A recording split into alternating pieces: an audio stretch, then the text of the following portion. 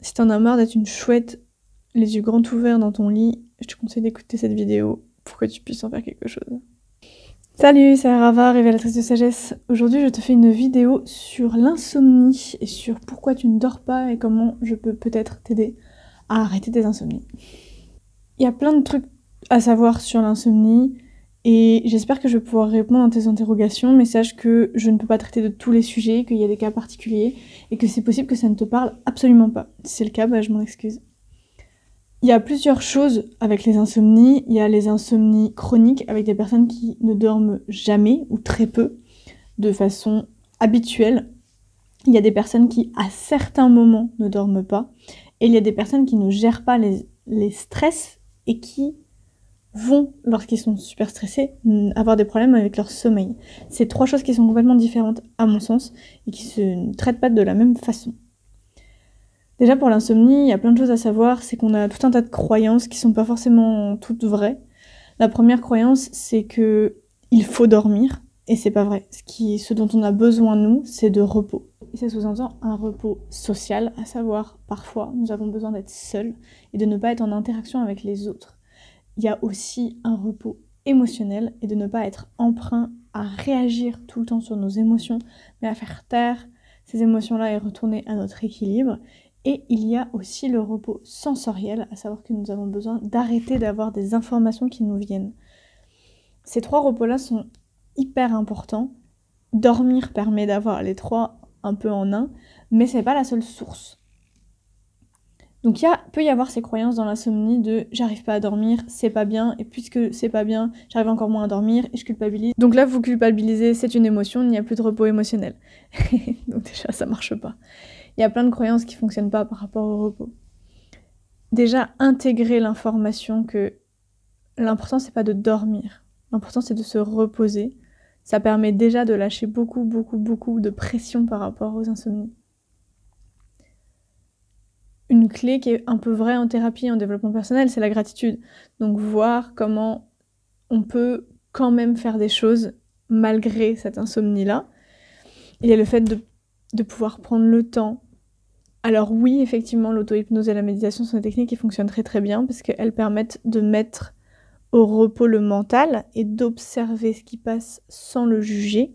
Et trop souvent, on est perdu dans une routine dans la tête parce que notre mental est hyperactif.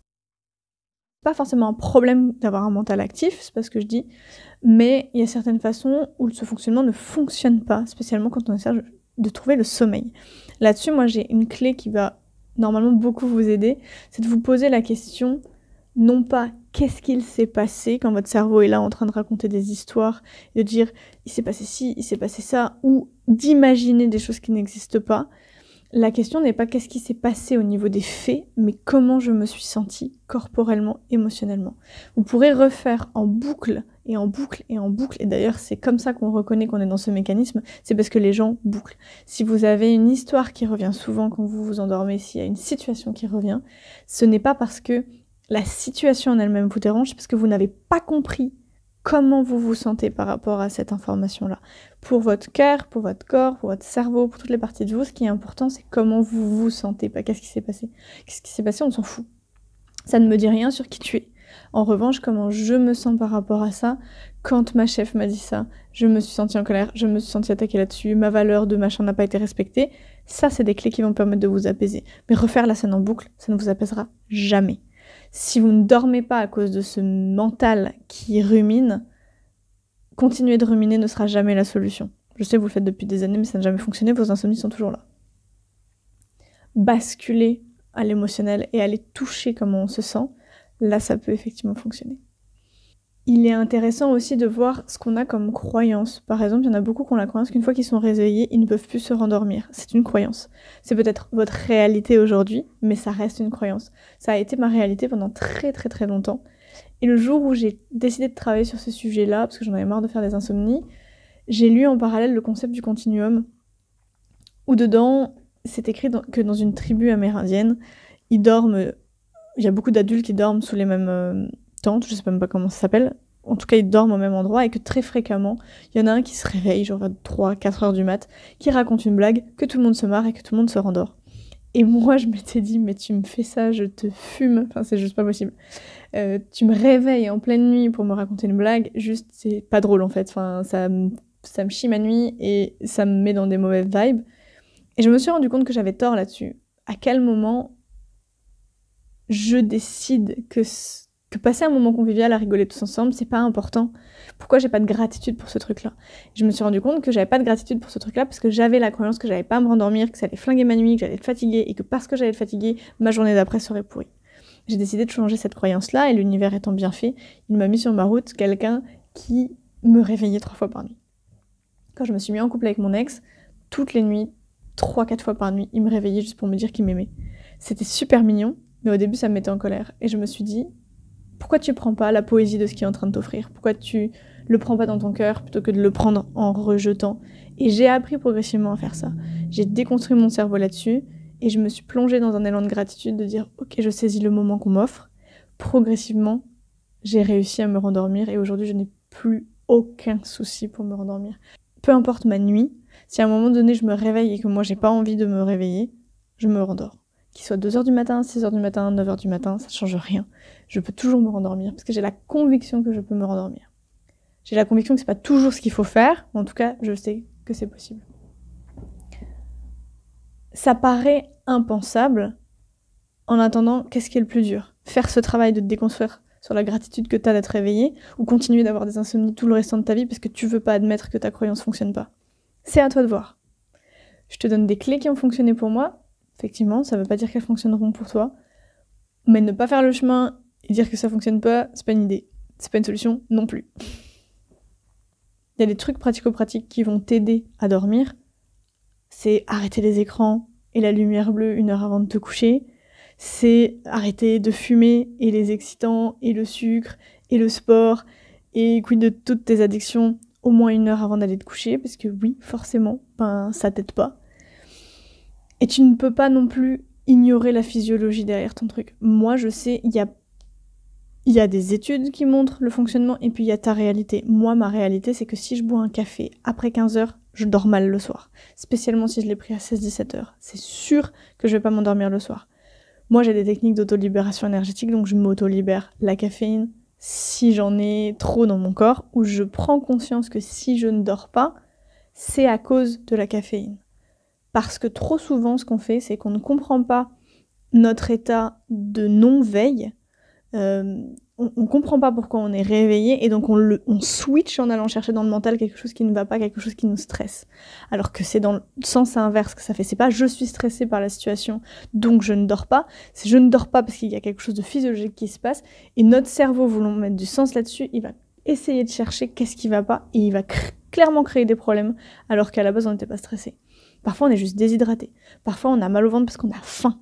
Parfois on a juste envie de pisser. Des fois c'est juste physiologique. Mais c'est parce que tu ne connais pas ton corps, tu ne respectes pas ton corps, tu n'es pas connecté à ton corps, que tu préfères aller faire le chemin d'aller chercher une problématique émotionnelle ou stressante dans ton mental ou des choses à faire, plutôt que de te connecter à la réalité de ton corps. Ça c'est une possibilité aussi. Il y a une autre possibilité qui malheureusement existe et pour laquelle tu n'auras pas de clé pour t'en sortir tout seul si c'est le cas, c'est un taux trop élevé de cortisol dans ton cerveau. Si tu as eu une enfance traumatique, et ce n'est pas à toi de juger si ton enfance est traumatique, parce que trop souvent tu ne légitimes pas ça, tu as été habitué à un niveau de stress énorme, ce qui fait que ton taux de cortisol est là-haut, ton taux de stress est là-haut. Normalement, ce stress-là est fait pour te pousser à demander de l'aide, mais la vie a pu faire que tu ne peux pas demander de l'aide parce que ça a été dangereux pour toi quand tu étais enfant. Dans ce cas-là, ton taux de cortisol te stresse en permanence et ça empêche chez toi de te reposer, ça empêche la sécurité, ça empêche la confiance, ça empêche la détente, ça empêche la paix. Et dans ce cas-là, tu ne peux pas trouver le sommeil correctement parce que pour dormir, il faut que tu sois en sécurité. Si tu n'es pas en sécurité, tu ne peux pas dormir. Si tu fais des insomnies très souvent, si tu ne peux pas t'endormir autrement que devant la télé, si tu peux pas dormir tout seul, si dès qu'il y a quelque chose qui change dans ton environnement, tu ne dors plus, c'est que tu n'es pas sécurisé à l'intérieur de toi. Et c'est ok, mais ça veut très certainement dire que tu as été traumatisé quelque part et que c'est pas en un claquement de doigts que tu vas te réparer. Parce qu'en fait, t'es pas débile, si tu pouvais, tu l'aurais fait déjà avant. Dans ce cas-là, c'est intéressant de voir le taux de cortisol que tu as moi, je n'ai pas trouvé de méthode scientifique qui fonctionne par rapport à ça. La seule chose que j'ai, c'est des rééquilibrages énergétiques, des libérations en visualisation ou en hypnose pour aller prendre soin de ton enfant intérieur, etc., ton bébé intérieur, même la plupart du temps. Ça a fonctionné chez moi, ça a fonctionné chez les gens que j'accompagne. Il y a sûrement d'autres méthodes. En attendant, c'est pas une fatalité. Tu peux expliquer à ton cerveau que maintenant tu es en sécurité. Mais pour expliquer à ton cerveau que maintenant tu es en sécurité, il faut que ce soit une réalité. Il faut que tu aies des faits tangibles pour dire « Ok, là, je suis en sécurité ».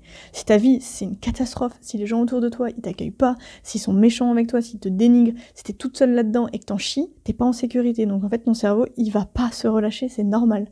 C'est malheureusement à toi de changer d'environnement pour te sécuriser et ensuite tu pourras aller guérir. Mais d'abord, faut se sécuriser. Mais comme je te disais, c'est pas parce que t'es en sécurité là que ton cerveau le sait. En fait, il y a une espèce de mise à jour à faire. Avec le sommeil, il peut y avoir aussi des peurs par rapport aux rêves.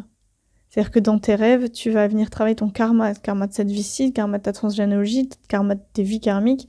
Ça peut prendre des formes cheloues, ça peut venir te submerger émotionnellement. C'est pas tout à fait toujours agréable. Si t'as une vie nocturne qui est super développée, comme c'est le cas pour moi, je trouve ça génial et j'adore. Même quand c'est traumatique, je trouve que c'est une clé de guérison de ouf, mais ça, c'est mes croyances. Il y en a qui le vivent très très mal. Donc peut-être que tu t'es tourné vers fumer trop de joints pour casser ces rêves-là, parce que tu faisais des terreurs nocturnes. Peut-être que c'était trop compliqué pour toi, le monde de la nuit. Peut-être que tu as aussi une peur traumatique de la mort. Peut-être que dormir pour toi te rappelle une fois où tu as vu quelqu'un fermer les yeux et ne jamais se réveiller, et qu'inconsciemment ça vient de faire peur, parce que cet événement-là t'a énormément traumatisé quand tu étais plus jeune. C'est tout à fait possible aussi. Avec le sommeil, il y a énormément de métaphores. Avec la nuit, il y a énormément de métaphores qui viennent sur tes ténèbres, sur tes ombres, sur les émotions à l'intérieur de toi, tes intuitions, tous ces mondes-là dont on ne parle pas trop et qu'on n'aime pas trop dans notre vie à nous. Sache que c'est possible de s'apaiser. Il y a une autre situation dont j'ai pas parlé, c'est l'action. C'est-à-dire que parfois, tu ne peux pas t'endormir parce que tu as trop de choses dans ta tête. Et dans ce cas-là, à mon sens, il y a plusieurs façons de réagir. C'est soit, je bouge mon cul et je fais ces choses-là, parce que je n'arriverai pas à m'apaiser tant que c'est pas fait. Ou je délègue, c'est-à-dire que j'ai des trucs qui me tournent en boucle. Ok, je prends mon papier, j'écris tout ce qu'il faut faire et demain matin, c'est à ça que je m'attarde. Et comme ça, je le télécharge de ma tête sur le papier, c'est comme la pancine. Et c'est bon, c'est fini, je peux aller me coucher. Et je peux dire à mon mental, t'as pas besoin de me dire ça, c'est sur le papier, c'est noté. C'est bon, on va s'en occuper. Ça peut fonctionner. Et du coup, d'aller dormir. Ou de te lever et d'aller le faire, en fait. Parce que qui a dit qu'il fallait absolument que tu dormes à ce moment-là? S'il y a un truc urgent à l'intérieur de toi qui dit ce projet-là, ce truc-là, c'est maintenant qu'il faut que tu le fasses, bah fais-le maintenant. C'est peut-être un peu d'auto-sabotage, mais en même temps, ça vient quand ça peut. Faut pas oublier que s'il y a tous ces trucs qui émergent la nuit, c'est aussi parce que tu ne laisses pas l'espace pour émerger la journée. Parce que t'es à fond à l'heure, que tu te poses jamais, parce que t'es pas dans ton intériorité, t'es pas dans le silence et l'écoute de toi-même. Donc ça émerge quand ça peut émerger. Trop souvent, ça émerge la nuit. Oui, mais dans ce cas-là, tu peux faire un deal avec toi-même, de dire « Ok, bah par contre, demain, je prends une demi-heure, je me pose et je laisse monter ces trucs-là, comme ça tu me fous la paix la nuit. » Ou ben t'assumes les conséquences de pas avoir écouté ton corps et ton cœur et tes envies pendant toute la journée, et tu le fais le soir. C'est toi qui vois. Il n'y a pas de bonne façon de faire. Mais au bout d'un moment, tu peux pas demander à ton corps d'arrêter de parler et de jamais l'écouter. Enfin, ça fonctionnera pas. Vous êtes deux, en fait, dans ta vie, ta personnalité, qui est hyper importante. Mais ton corps, ton cœur, tes émotions, tes envies, tes rêves, ils sont là aussi. Et ils s'expriment aussi. Tu peux pas faire une dictature et hacker tout et dire à tout le monde fermez vos gueules. Et en plus, quand vous parlez, j'ai pas envie de vous écouter. C'est beaucoup trop violent de faire ça. Ton corps, il acceptera jamais. Il y a un cas particulier dont j'aimerais parler, et si ça te concerne pas, et si tu veux pas y croire, tu fais ce que tu veux, c'est les cas de la lune. La lune et des anniversaires, je m'explique. La lune a une influence sur les fluides, une influence sur les marées, une influence sur le cycle féminin, elle a une influence sur la pousse des poils, tes émotions aussi, tout ce qui est fluide à l'intérieur de toi. Et tout ce qui est mouvement aussi. La nouvelle lune va te connecter plutôt à ton côté yang, à ton masculin, à la création, mais dans le faire, dans tes projets. Et la pleine lune va plutôt te connecter à ton intériorité, à tes émotions, à tes intuitions, à ce qu'il y a à l'intérieur de toi et à ton écoute de toi-même. Au féminin, au yang. Si tu es réveillé systématiquement aux nouvelles lunes, c'est qu'il faut que tu bouges ton cul et que tu te mettes en mouvement. Parce que là, les projets, ils t'attendent. Et la vie a décidé que ce que tu faisais, c'était pas suffisant.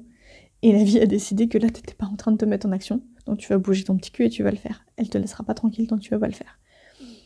C'est pas la lune qui t'oblige à, c'est toi qui ne sais pas réagir correctement à ce que la lune te propose de faire. Faut bien comprendre que là, il y a des espèces de forces au-dessus et un rythme terrestre. Si tu veux pas t'y soumettre, fais ce que tu veux, mais t'assumes les conséquences. Si t'es réveillé, au contraire, pour la pleine lune, et que tu ne dors pas bien à la pleine lune, c'est très certainement que tu as besoin d'aller plonger à l'intérieur de toi, qu'il y a des choses que tu ne veux pas voir, qu'il y a quelque chose qui demande à être vu et écouté. Quelque chose de l'ordre du silence à aller te poser, à aller émerger à l'intérieur de toi, peut-être une guérison à faire.